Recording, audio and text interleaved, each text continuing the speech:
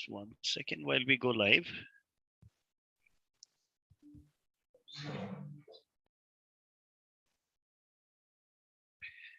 All right. So, So good evening and welcome to another day of the E-Meet Your Design and Fashion School series by DQ Labs, where we're meeting with the managements of 15 top schools across India. The idea of this is to interact with the top management of each school or top academic heads of each school. Keep your options open to private and fashion design schools and save money by applying only to those few schools that are really good and you should be applying to. In case you've missed one of the previous sessions, I've done a session on private design schools to consider in 2022. You can have a look at that session. And we are going to get into today's session with United World Institute of Design, Ahmedabad. So UID Ahmedabad is one of those schools that is really has its presence felt very strongly across India.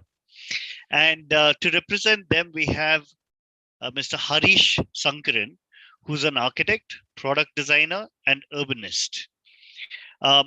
So Harish Sankaran has experience in the fields of architecture, product design, furniture, urban landscape, and strategic design. He's worked with brands like Louis Vuitton, Swarovski, Sunstar, Paolo Pecora, and many others across various countries in France, Switzerland, Japan, Italy, and others. He's within India. He's worked in the area of in various projects related to furniture, lighting, packaging, retail, lifestyle, and he's also been involved as a design consultant with the World Expo 2015 at Milan. And he's also worked on the master plan of the new capital complex of Abu Dhabi, right? So from his academic background, Mr. Harish has studied his architecture in India and then has done his master's in industrial design from Domus Academy, Italy. And then he's done another master's in urban landscape from Politecnico Milano. And he's worked on he's an award-winning designer who's worked on various projects like the Light and Building Design Expo in Frankfurt and Korea, and Saloni di Mobile, which is in Italy and Japan and Taiwan as well. All right. So he runs a practice called BNB, which is in Chennai. And also he runs an online architecture magazine called D-Scroll. Right. He's on the jury panel for NIFT and other architecture schools like SRM, Satyabama, and others. So Mr. Harish Sankaran, thank you so much for taking the time out to coming here and interacting with our students and parents. Thanks for coming in. How are you doing today? All good, wonderful to meet you back again. We've had some interesting conversations when we were in Bangalore, I think a couple of years back. Right. Of course, before the lockdown. Wonderful work that you guys do at DQ. I've seen what you guys do, and I've also met your partner in Chennai. Dana Shekhar. Dana, wonderful person. We've had some workshops over there. Yes. Quite interesting setup. Yeah. So just before you start, in case anyone is interested to apply or wants to find out more information about United World, you have the link here in the chat box and the application link as well as what I've pasted. But yeah, maybe that's irrelevant now because they've finished their round of application, but they have the applications for the NRI seats which come in a little later, so you can still click on those that application link, but that will happen a couple of months down the line, right? Over to you, Harish. Wonderful, thank you, Dion. I'll need sharing, right? I will need to share us. Yes. Just 1 second, I think. Right, is it?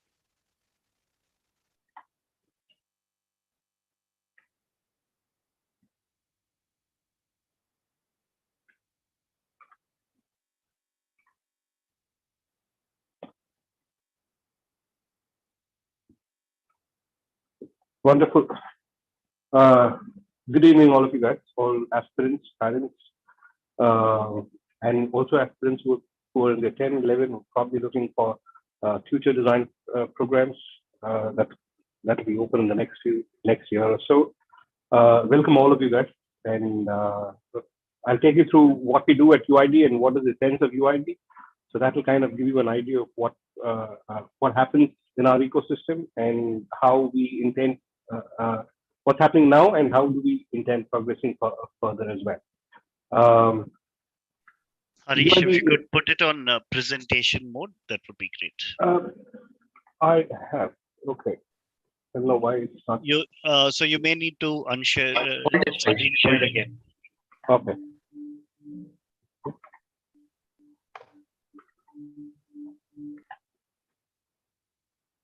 Right. Okay. Wonderful. So, UD is a young design school, but a very progressive one and a very ambitious design school. To put it in very specific terms, and I'll take you through what we do over here, and the course is available. The vision and mission are very specific. We're looking at an integration of design, tech, and business. We're trying to try and understand what design, how design works in this small integration of technology, business, and design in itself. So that's where we essentially want to place ourselves, and that's the direction that we're moving ahead as well.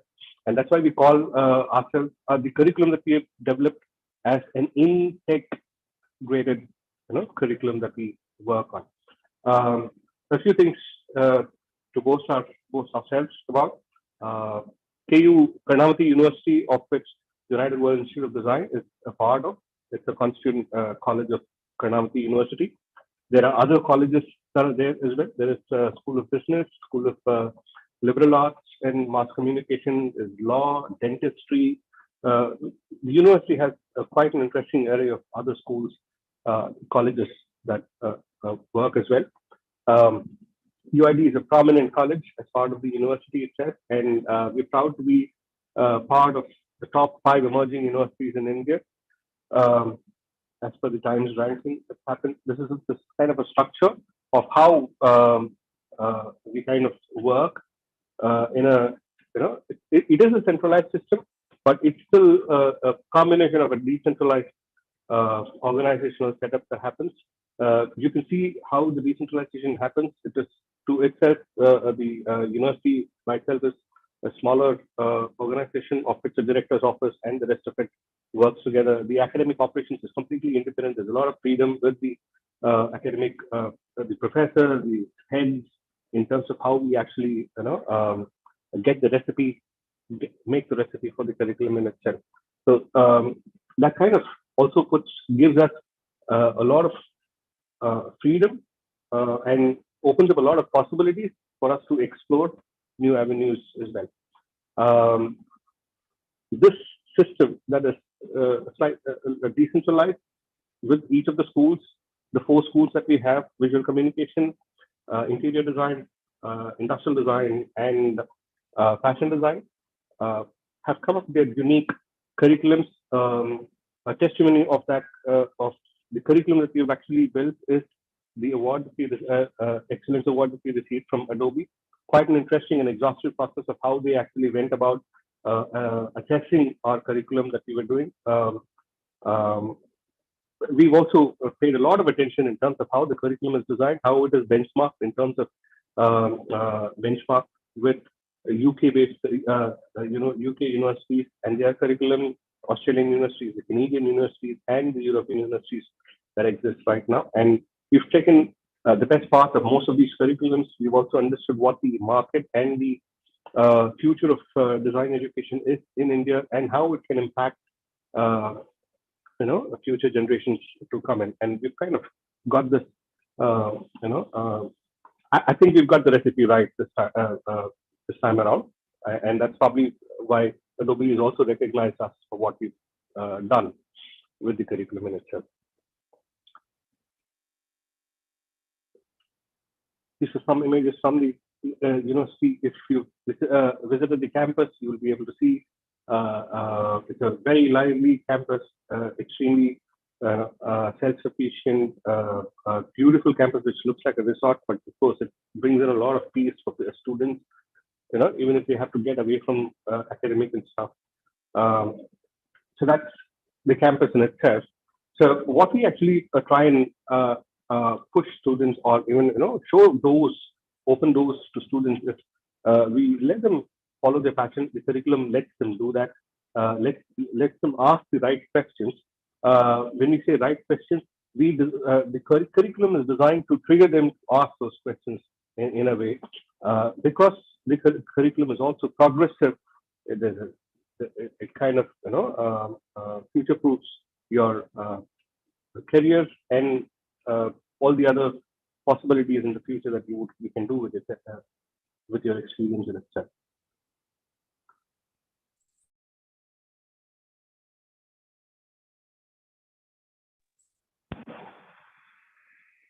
We are a research-driven university. There are lots of interesting cells that are there, research cells that we've established, especially in progressive areas that we're looking at. The curriculum is internationally benchmarked. I'll also let you know what the universities that we have tied up with, where we sit for curriculum discussions to understand how they do it, how we do it, what are the assessment formats that actually happen, what are the feedback formats that we can actually, effective feedback formats that work. And there is a larger vision in terms of why we've done that as well. It also helps our students in terms of their progression into their masters. In case they want to do their masters in UK, US, or UK, Canada, Australia, or in Europe, it becomes very easier because the curriculum is benchmarked in such a manner that they recognize the curriculum, they approve of the curriculum, they understand the process that happens, and so the progression becomes a lot more easier. Some of the awards that our students have won in international competitions, that is current. Some of our professors who have presented their research work as part of the Syllabus network, the international forums that they've actually presented in. Some awards which our students have won during the Hyderabad Design Week. To get to the most important part of why we are here is to understand the hierarchy of all the branches that we actually work with. There are 4 major schools: School of Industrial Design, School of Fashion Design, School of Communication Design, and School of Interior Design, of which we actually provide 8 bachelor's programs. School of Industrial Design, we have product design, automobile and transportation design, interaction design. Any questions and elaborations on these, we will take it up as part of the question answer session.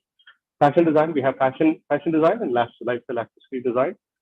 As part of the School of Communication, we have visual communication, graphic design, and then animation and motion graphics.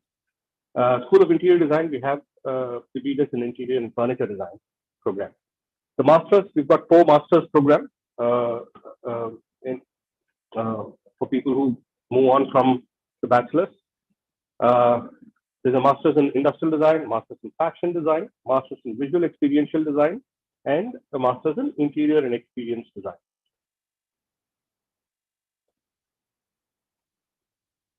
So those are the 8 bachelor's and 4 master's programs that we have. Apart from that, there are 2 flagship programs that we have. So the first one is I think pretty an important program that we launched 2 years back. It's a BDIS Global Design Program. It's a 4-year design program, as the rest of the other BDIS programs that we have.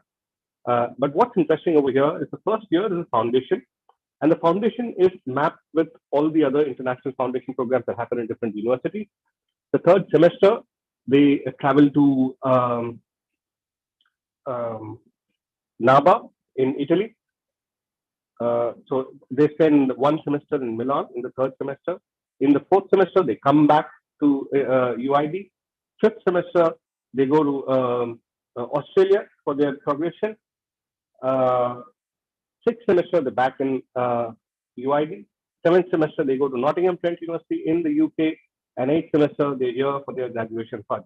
So every odd semester, they travel outside, they look at the world outside, they understand design intent, design context, that is practice in different parts of the world. And they come back as well to try and integrate what they understand of the Indian context, uh, um, in a broader perspective. So it's a very interesting program which gives you a global exposure. There's a lot of travel, there's a lot of observation that happens, a lot of interaction with uh, uh, people from different cultures, students from different culture, faculties from different culture, different processes and methods in design in itself. So I personally feel it triggers your thought and process of how you think to a large extent and makes gives you a different perspective, molds you into a different designer altogether. The other flagship program is the MDiv integrated program, which is a 5-year master's program. So the first 3.5 to 4 years, you concentrate on it's more of the bachelor's, and then there is a progression that happens for the next 1.5 years where they culminate with the master's program. How does the fields actually work? That's a very interesting thing that people normally ask. You can actually choose your tracks. You can choose partial design, you can choose product design, you can choose interaction design, you can choose automobile, and you will start specializing in them. But the design briefs and the studios are open studio briefs, so your interventions can revolve around any of the streams that you actually work for, and that gives the understanding that design is not always specific to domain, but there is also design between these domains that happen, and that's where both these programs are also fit in. Uh, Last year, a very good addition to us. We've always had craft as part of our workshops and as part of our um, campus, but never a permanent setup. We've always had we would always go to nearer villages, nearer hubs where craft happens, or we would normally invite craftsmen around whenever required, whenever the module happens and stuff. But this time around, what we actually did is we've set up a craft innovation center where throughout the year we have artisans, craftsmen coming in. It's more like a craft residency. They come, stay at the campus, they do their work over there, and students get involved with the work, and they also try and understand how the craft works and try and see if we can make innovations as part of it. And that's a very interesting area that we've come up with. And this craft innovation center has also triggered a lot of interest with our international partners, and we shall soon be having exchange students will be coming in to experience and work with craftsmen on campus. So that's a good direction that we've moved on as well. That's a layout of what we have over there. Some of the artisans who work over there. UID prides itself for the workshops that we actually have. We've already had several of these workshops earlier. We've had around 23 different workshops before the lockdown, before 2019. 2020 to 2021 has been a remarkable year for us, of course, because of the lockdown and the pandemic that hit us. But we also realized as a university that it was important that we can actually push boundaries, do something new, and when students come back or the next batches come back, there is something more that is available, that is given to them as part of the workshops in itself. So we've set up a few new centers of excellence. There is a new holographic lab that has come up, a new AR/VR lab that we've set up during the lockdown period, a new Felder Center of Excellence, which is specifically for woodworking, and we have master craftsmen who are part of the Felder group. Felder is a German machine maker who they make state-of-the-art woodworking machines, and they've collaborated with us, and they've set their center of excellence in our campus, and they also have their experts being there to guide the students with the projects as well. Apart from that, we have 3D printing. That's quite an interesting thing. Most campuses would have one or two 3D printers, but we've got a array of around 15 to 16 3D printers. Never a dearth of possibility to explore what we want to do. Though we have good amount of number of students on campus, everybody gets their time with the 3D printers and explore their projects over there. Some of the industry experts who've visited campus, who every month there would be around at least 2 or 3 masterclasses that happen.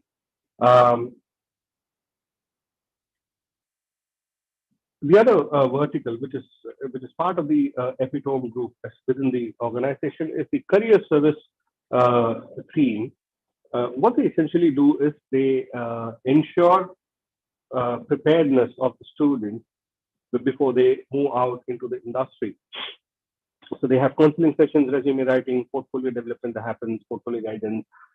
Students who want to go for high studies, who are looking for high studies, they have their counseling sessions. They also have a list of colleges. There's a lot of guidance that happens on that. There is placements that happen, internships, placements that happen. That's a large part of what happens. I'll also show you the companies where our students are placed presently. And it's a phenomenal job beyond what happens in academics, beyond what happens in the classes, in the studios that happen. I think the career service team plays a really important role in how, in pathfinding, basically. Some of the companies that our students are placed, of course, they're all mixed in terms of companies which are fashion-based, interaction design-based, UX, UI-based, product-based, space planning-based, and other lifestyle accessories brands. There you'll find an array of brands that we work with. KU Global is one of the part of the epitome group within the university itself, where we tie up with top schools worldwide. Why do we do that? It's important that we get known with them. It's important that we try and understand what are their facilities, and we try and bring those facilities onto our campus. It's very important that we have that. We also try and understand what are the researches that happen. There is research collaborations that happen. There is also a lot of joint projects that we actually do. There was a project with Vespa that we've done with Moda Tech in Florence, in Italy. The fashion school worked along with them during the pandemic, and the fashion show happened virtual online. I'll show you that happened. There is also what we also do as part of the KU Global is we engage in organize summer schools for students over here to go to UK or to Milan or to Australia for the summer programs, and we also have summer programs that we conduct for students from our partner universities as well. There are a lot of study trips that happen. Our students have been to Singapore. They've visited NUS. They've done a project with them during the Singapore Design Week.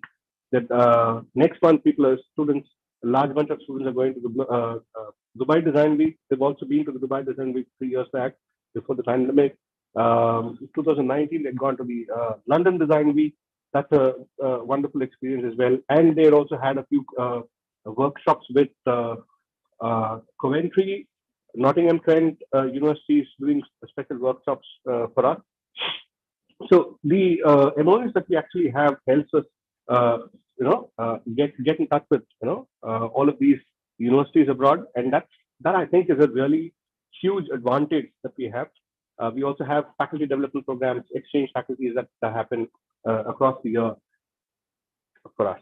Some of the partner universities at Swinburne, Arts University Bournemouth, Coventry, Nottingham Trent, Sapienza, Rome, Moda, NABA, Gomez Academy, lots of more universities that we've actually tied up with. I think we've still not updated a few of them over here. So This gives us the possibility of inviting faculties from those universities to engage with our students for master classes, for a semester. They also come for semester programs. So they come for the entire semester for a few modules in different schools. So that's also something that we really are fortunate to have had because of the initiative that we've taken. This is a bunch of students who've gone to Dubai. Yeah. The other part of the exit plan for students is the Karnavati Incubation and Innovation Foundation. A very important and a very supportive foundation that we've got, where we shortlist students, we encourage students, we incubate them, we mentor them before they go into the first pitch. Right now, there are a few startups which has gone to the second round of fundraising with angels. So some of the current startups that are working on is electric mobility, urban agriculture, wearable technology. All of these are going on right now, and there is a huge segment that is also working on defense research right now. Some of the initial prototypes, of course, they've matured a lot more now. What we also are extremely proud about is that we filed 156 design IPs and patents in a single day. And this happened last year in around June, July, I guess. July, I'm sorry. So we will every year we intend to have the filing of all of our patents that happen. We shall have another round of filing around May this time, hopefully, and we should be looking at. We are looking at a lot more IP registrations and patents this time around. Very few. We've realized that it's important that we can actually encourage our students into getting this. It's just not the IPs and it's just not the patents that we actually happen. The patent happens because there is a certain trigger, a certain direction in which the curriculum is designed as well, which triggers the student into certain direction, spectrums of thought. And I think that's played a really important role.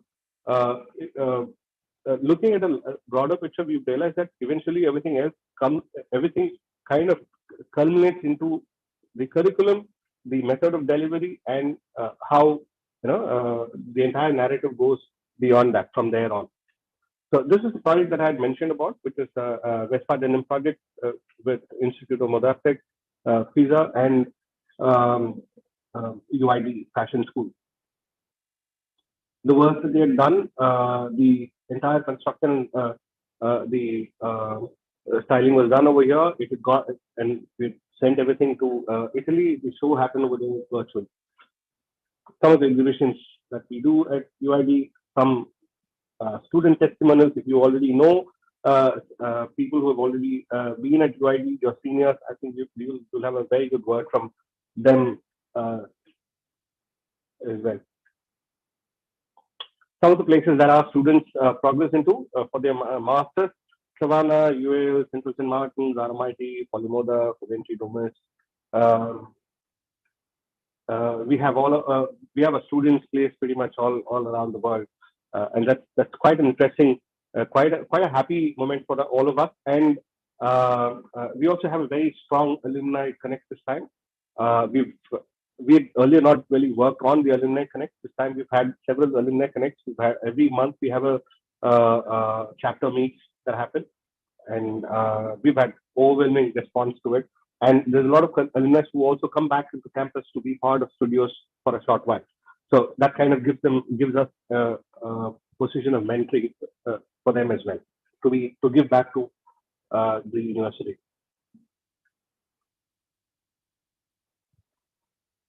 So that's about it. The entire presentation was on behalf of our Director, Academic and International Collaborations, Colonel Surajit Bose, whom I represent and I report to as well. Wonderful. This is pretty much about UID. And I should be open for any questions and other interactions henceforth. All right. Thank you. Thank you so much, Harish. It was a very, very interesting presentation. I think a lot of activity, a lot of new things that I see y'all are doing. right? Um, so every time I speak, there's a lot of questions. There's something new happening. So on these lines, what I would like students and parents to do is to ask your questions right now, and it's a great opportunity for you to ask your questions directly to Mr. Harish, right? But just for starters, yeah, go on, go on. You had something. Just before we move on to the questions, I completely missed out talking about one very important flagship event of ours, the Ahmedabad Design Week.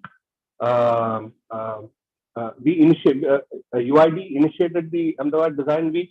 Very important for us, also because Ahmedabad by itself is a city which has got a lot of design schools. There is tech, there is NID, there is a lot of other design schools that are there as well. The intent of Ahmedabad Design Week in itself was to partner with all of these universities, bring them under one hood, where we can actually collaborate and make things a lot more interesting and spicy in terms of how design actually works. Eventually, design is best when we collaborate. And we've in the last 3 years, we partnered NID, IIT Delhi, Bombay, Guwahati, Kanpur has been part of the event. They've all had their fair share of their presentations in terms of how we work. But we take pride in saying that we initiated the entire process. So that's, I would say, very important for us as a school which is young and which is also open to collaborating with all of the other important schools that has been established. Uh, we are having our fourth, third Ahmedabad Design Week on this weekend. The Ahmedabad Design Week is on the 26th, 27th, and 28th.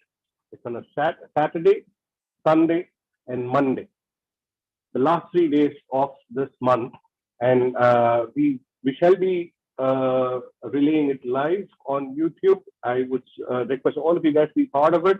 This year, we focus on defense design. That's also an area that we are extremely passionate about, and we would want to venture into. There is a specific innovation and incubation center for defense design that we have established along with the DRDO, Defense Research and Design Organization. And this time, the theme of ADW itself is on defense and technology that we are concentrating on. So we have a lot of people who are going to be in very interesting array of speakers that we have this time. And I invite all of you guys to be part of this and see what we're doing as part of that as well. Nice. I think that's a very interesting area to be in. So could you just elaborate a little more on defense design? What you mean by that? Yeah. Defense is has been quite challenging for the Indian ecosystem as such. We've not really had entire. There are defense design programs, but not necessarily on a design part of it, but on an engineering part of it. Largely, most of our defense budget, Indian defense budget, is on procuring or buying things from other countries, and that's not a great thing to do. And the Prime Minister, Sri Modi, Narendra Modi, is actually they've come up with this entire scheme of building an ecosystem where we can design and serve our defense cells ourselves, defense units ourselves. Right now, we actually outsource. We buy things from Russia, Europe, Israel. A lot of the things that comes from Israel. So I would say around 90-95% of our defense mechanism, defense system is pretty much outsourced. We actually get them through. That's not a great thing to do. It's not a very healthy thing for a large nation, large progressive nation like ours, where we have such great minds in terms of technology, design, and how strategy actually works. And that's where we've jumped in. Our president, Sri Shadaji, has taken the initiative actually concentrating on defense, and we are coming up with a defense design program as well for this year. And that's one of the new programs that we are coming up with. And that's the ADW, the Ahmedabad Design Week, with the Defense and Technology team, is also to attract educationists, attract scientists, attract strategists from the defense to be part of our classroom activities, the studio activities, in guiding our students into creating better products, better systems, which will contribute to the nation's security in itself. So that's a large vision that we've taken this time, and we are moving steadily, progressively towards it.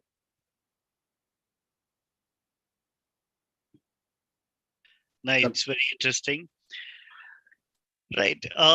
So there's a question from Mr. Rakesh Morana, who's asking, what is the admission process for the BDes courses?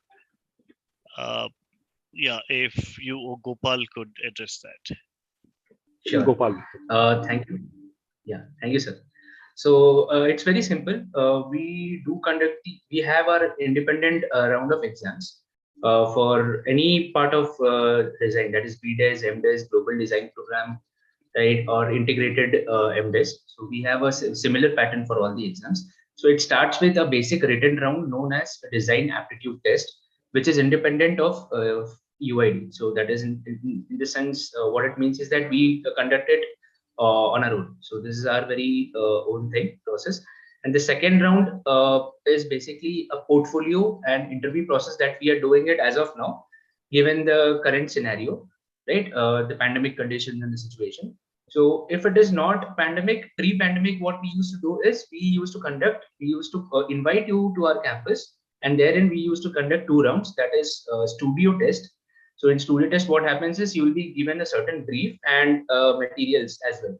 And the task will be divided into 2 halves. The first half will be basically focused on your individual activity. And the second half, how do you work in a proper team? So that will be judged. And the very next day, you had to appear for a portfolio interview. So those were the patterns that we used to do pre-pandemic. So now what we are doing is once the written exam is over, so we conduct a portfolio and interview. So these rounds go hand in hand. So this is the basic admission process. Right, and on those lines, for the current 2022 program, the admission process, the applications have closed for the BDes program, right? BDes. So what is the process for those who still want to apply? So still want to apply. So usually we invite for NRI quota, which is not open yet. So that will be the decision will be taken in due course of time. So basing on the availability of seats. All right. Right. So those who are still interested in applying to UID can consider the NRI quota, but you need to follow them for the updates, and the updates will be posted on the UID page of TQ Edge, so you can look out for that. Right. So it's a separate process altogether. So it's independent of the usual general program that we have. Right. There's a question from Mr. Sumit Tate, who's asking, which international university syllabus does KU follow for BDes? Right, sir. We don't follow an international university syllabus. Rather, we align with international university syllabus. So what we've done is there is curriculum mapping that happens. That's a exercise that we do before the MOUs are signed with all of the universities that has been shown to you. It's a mandatory process before you sign an MOU, that we share, exchange the curriculums. We see what is happening over there, what's happening in ours, and if there's anything that can be improved over here. That's one. It's called curriculum mapping. The second one is also student output and their portfolios. Then we try and map those as well. So that's an understanding that happens. Then we get into that. That's what happens when these are. Of course, there are also parameters in terms of faculty exposure, faculty's background, the research content that has happened, other research areas that our faculties are involved with. All of these, there are different parameters that happen with each of the MOUs that happen. And the 2 main criteria for us is curriculum mapping. The second one is student output portfolios mapping that actually happens. Once this happens, we try and understand and only then get into that MOU in itself. Only then an international university actually signs an MOU with us. It's both ways that way. What has really helped us is the curriculum mapping and the aligning ourselves with an international understanding of what a design curriculum has to have it actually made it a lot more easier to launch the BDES global program. See, if you kind of understand what happens is 4 years. First year they're here in India, so there is a foundation that happens. Third semester they go to Milan, which means students get to the batch of third semester in NABA in Milan, which means the foundation needs to be in par with what's happening in Milan as well. Fourth semester they're here. Fifth semester they go to Swinburne in Australia. So Swinburne in the fifth semester make sure that whatever has been done as part of the curriculum, relates to or is in par with their students' work as well. Similarly, that happens in the seventh semester when they go to Nottingham Trent University. That's where the curriculum mapping really helped us in terms of helping us get this global design program. Very difficult for us to have actually gotten that right mix of the mix in the curriculum in itself. But yeah, I think that's what I think the global design program and the achievement of getting that with 3 different universities and 3 different places is a testimony of how good our curriculum is. That's how I would really put it. Yep, that's I think that's a very interesting program format. Hello, sir, Dion sir. Sumit here. I just wanted to elaborate my question. Maybe I was not so clear. Can I ask? Yes, you can go ahead. Yeah, thank you. Sir, I just wanted to ask the question regarding the curriculum. Again, I would like to reiterate. So I know that there are 3 kinds of programs. One is a normal program, then is a student, the integrated program of 5 years, and the other one is the what you told about the 3 universities you send for the students. Yeah. So for the first one, the normal program, what is the curriculum you follow, or you have your own curriculum, or do you follow mapping from different universities and the latest curriculum you follow for normal students, normal curriculum for that program? That's my question was actually. There is no there is curriculum mapping that happens, but not the curriculum is completely independent and original of what we actually do at UID, and it also relates largely to also the industry and the that we are in. The Indian ecosystem is very different from what we have in UK as well. So it's very specific to that as well. Okay, broadly speaking, 4 years of bachelor's program. Be this honors 4 years. What happens is the first year is an integrated foundation that happens. First semester is something that is gets the basic skills in place, gets the unwind happens, unlearning happens, basic skills in place. Second semester is also interdisciplinary. You get to understand what happens in different disciplines. It's a mixed batch that happens, and so that kind of gives them an idea of what's happening in each of the batches, each of the schools that happen, each of the workshops that happen. So all that kind of first thing first opens up in the first year. The third semester gets into the discipline in itself. In the second year concentrates on the traditional knowledge of the discipline. Second year broadly concentrates on the traditional knowledge of the discipline. Third semester, they would understand the basics of it. They will go a little further in the fourth semester with the projects and with all the other skill development that happens. Third year concentrates on present and future trends. It is design futures. Fifth semester works on the present and the immediate future trends that work in. Sixth semester is the semester of design futures, where there's a lot of speculative design that happens. There's a lot of responsive smart products that come in, adaptable products that work as well. There's a lot of AR mixed reality work that we actually do. Of course, that all depends on the verticals that each of the students will get to choose. I'm sorry, the parallel studios that they will get to choose in the 6th semester. 7th semester, they go in for their internship. Part of the 7th semester is also their research project, research inclination that happens, which is very important when they go in for their progression into the master's. At least one paper that is actually contributed in, some research that they've contributed in. 8th semester is their graduation project. So that's pretty much how the 4 years are split. The first semester is the foundation, integrated interdisciplinary, transdisciplinary foundation.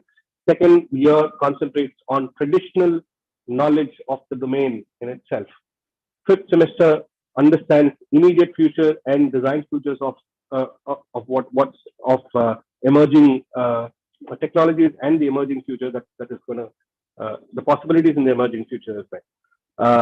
Last year concentrates on research and the final graduation project that they would work on. So that's pretty much how the structure of what happens in 4 years work. And this is across all the schools. And so the rest of the other micro planning of smaller parts of the entire structure is then work around it.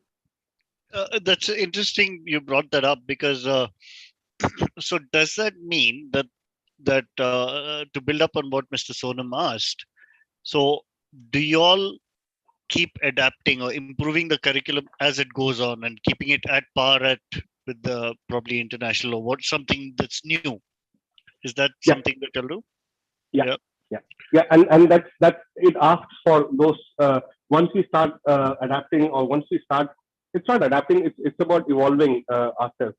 I think the Indian ecosystem in terms of technology is evolving at a rapid pace, even better than what UK and Europe is actually evolving right now. In the blockchain system that we are in right now, we have been adapting and evolving a lot faster as well. And the academia also needs to keep up with that pace. And we've already started looking at all of those things. Which is exactly why we have the mixed reality workshops, AR workshops, the holograph projections workshop that we have. All of these are new setups that we've put up during the lockdown period, because we foresee that this is where it is going to be moving on. It's important that our students have that exposure. It's important that the faculties have that exposure. It's important that faculties have the expertise to bring that into the studios as well when the delivery happens. So that's how it works. Right. Thank you for that, Mr. Sumit. If you have any follow-up questions, please feel free to ask. In the meantime, there's a question from Mr. Abhinav Chandra, who says, could you please elaborate on the BDES course of visual communication and animation graphics? Okay, broadly, this is what the broad structure of how the curriculum is actually structured. The first year is integrated. The second year is traditional knowledge that happens. If you look at communication design, the traditional knowledge would be working on visual ergonomics, type, typography, and all of those. And then there will also be basics of packaging that happens, and basic of layout and stuff, layouts that go in. That's the second year that happens. Third year concentrates a lot more into packaging, branding, book compositions, and all of those things, and then moves on also to the emerging technologies such as mixed reality, AR, VR, XR, possibilities that happen. So that's the visual communication part of it. Then they go into the internship and then the graduation project. As far as animation and motion graphics form, they follow the similar structure.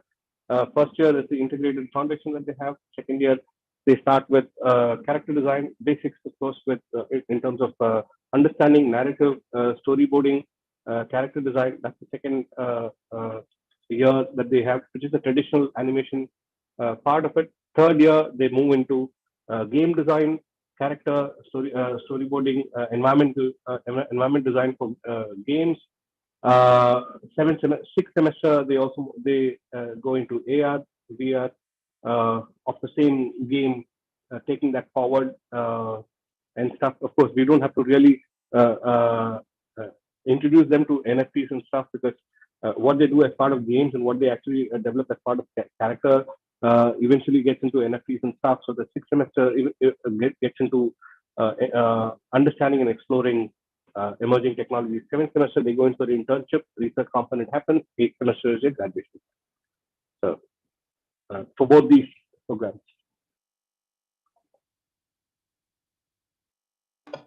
Abhinav, I hope that's answered your question. All right, there's a question from Richa Chaudhary who's saying, would it be possible to switch majors in between a semester? Yes, it is possible, but only for the first sem. So it's like if you're pre-decided with your particular discipline, then it's okay. If after the first semester you realize that you're not interested or inclined towards the particular discipline that you are in, and you want to switch over to another major, you can do that. But that is again depending on the availability of the seat, and also the jury would decide based on your performance or the adjudication that will happen on the spot. Plus, yeah, that is you can do it, but only towards, there's a small window towards the end of first semester, and that is the only time you can switch, not beyond that. Right, sir. Thank you. Most welcome. Right. So I guess that's about it. I think your presentation was very comprehensive and covered a lot of things and all the activities that you were doing. I don't see any more questions coming in, either on YouTube or here. So we can. So I'm guessing that everything is good, and students and parents here have understood what you need to from UID, right? Professor Harish, thank you so much for taking the time out to come here, and Gopal, again, big thank you to you for making this workshop happen, this interaction happen. All right. And Thanks to thank you very much. for I giving us hope the opportunity. yeah, good. Thank you very much. You go Pleasure ahead. being with all of pleasure being with all around all of you guys. I'm sure there's a lot more of questions, but the questions that you would ask are very specific and pointed, and I appreciate that part of it. And I believe it's a community which is a lot better informed. There's no questions like what's the difference between product design and lifestyle activity. I think better informed because you're not getting into those. I understand that you have an understanding of all of those questions are very specific to our methods, practices, and processes that we actually follow. I hope there was enough clarity in what on the methods that we follow. I hope that I could give a lot more clarity on that. If there's anything else, of course, you can always reach out to Gopal and his team, and they would be happy to put you across to any of the other professors as well if you need to have any specific clarity on any of the modules or courses that you actually prefer for. Yeah, all the best. It's